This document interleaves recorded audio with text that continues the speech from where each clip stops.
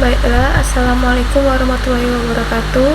Perkenalkan, nama saya Nisti Esa Putri dengan NIM 2348201088 dengan prodi farmasi kelas 2B. Di sini saya akan menjelaskan tentang penyakit endokrin. Apa itu endokrin? Endokrin adalah jaringan kelenjar yang memproduksi dan melepaskan hormon. Hormon ini yang membantu mengontrol banyak fungsi penting, termasuk kemampuan mengubah kalori menjadi energi yang digunakan untuk menjalankan fungsi seluruh sel dan organ tubuh.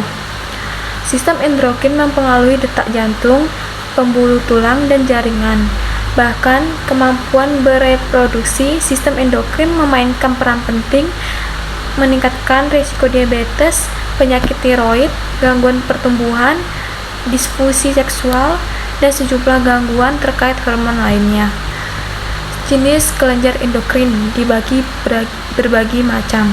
Yang pertama ada kelenjar adrenal, hipothalamus, ovarium, sel pulas di preges, paratiroid, kelenjar pineal, testis, dan timus. Sistem endokrin, sistem kontrol kelenjar tanpa saluran yang menghasilkan hormon yang terregulasi di tubuh lewat aliran darah untuk mempengaruhi organ-organ lain. Kelenjar endokrin, organ-organ penghasil sekresi yang disebut hormon yang dialirkan secara langsung ke dalam aliran darah dan sel-sel gladular. 5 fungsi sistem endokrin. Yang pertama ada membedakan sistem saraf dan sistem reproduksi pada janin sedang berkembang. 2. Mentrimurasi urutan perkembangan.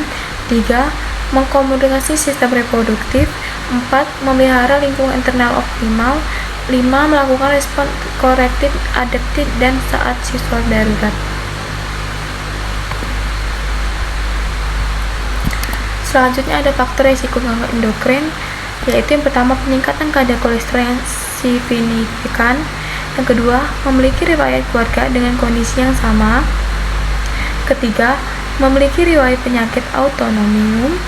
Keempat, menjalani pola makan tidak sehat. Kelima, pernah menjalani operasi. Keenam, ibu hamil dengan kasus hipotiroid. Ketujuh, pernah mengalami trauma, infeksi, atau cedera serius.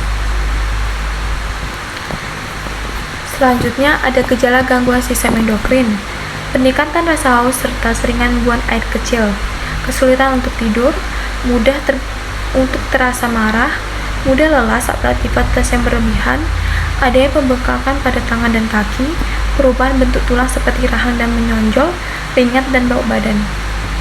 Selanjutnya ada penyebab gangguan endokrin. Penyakit endokrin terjadi ketika kelenjar berproduksi terlalu banyak atau terlalu sedikit hormon endokrin. Kondisi ini disebut dengan ketidakseimbangan hormon. Penyakit endokrin karena perkembangan lesi dalam sistem endokrin yang bisa saja mempengaruhi kadar hormon. Selanjutnya ada gejala gangguan sistem endokrin. Yang pertama ada diabetes, yang kedua ada hipotiroidisme, yang ketiga ada hipertiroidisme, yang keenam ada pseudohypothalamus. Selanjutnya ada akromegalin dan PCOS. Selanjutnya ada diagnosis gangguan sistem endokrin.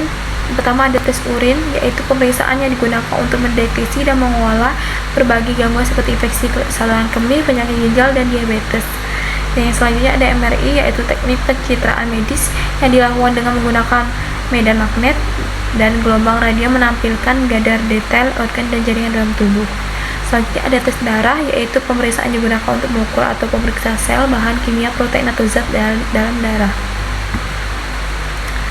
Terus ada tes genetik, yaitu pemeriksaan yang mendeteksi perubahan gen, kromosom, atau protein.